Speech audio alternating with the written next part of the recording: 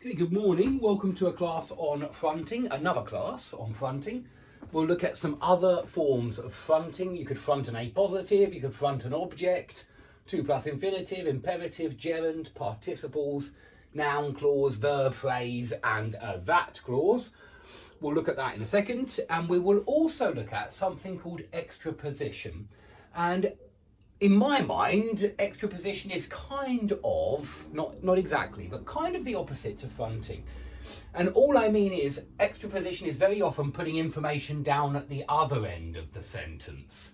However, there is an important difference. The reason why they're not direct opposites is you always get a dummy pronoun in extraposition. And you remember we've studied dummy pronouns in another class. But let's have a look at the fronting first, because we've already looked at lots of different types of fronting in the previous class. We mainly focused on adverbial and adjectival fronting, but you can put a noun phrase at the front. Why not? Yeah, this is an A positive being fronted. We actually saw this in another class on A positives, and this sentence, a great scientist, comma, Newton was born on Christmas Day.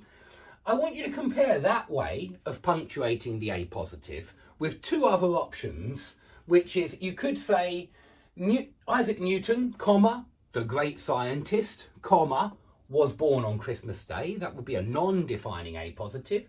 Or you could say the great scientist Isaac Newton was born on Christmas Day. That would be a defining A positive with no commas. This is a third way, and it looks like the A positive is more detached. Notice you don't have a comma there. Don't put a comma there when you're doing it this way.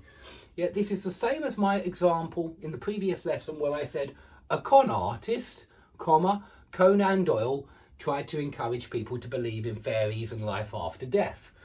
And what I'm doing is I'm detaching the A positive there. I'm detaching the a con artist with just one comma. So that's one thing you can do with A positives. I think they look adverbial there. They look almost like an absolute phrase, acting adverbially on the main clause. Okay, so that's one thing you can front. You can also front the object. What I want you to notice here is you've got subject, verb, object. Yeah, what did you manage to find? You managed to find 3 large conkers, but we can front that object. And when we do, if it's a really long object, you might put a comma in there. You would be well justified in putting a comma in here because the object is fronted before the subject, here's the subject, and the verb, here's the verb, yeah? So when you've got the object fronted before the subject and the verb, you do often see a comma there. But I wanted to show you a little object to show you that sometimes you don't see a comma there. So don't think you always will find one there. You won't, sadly.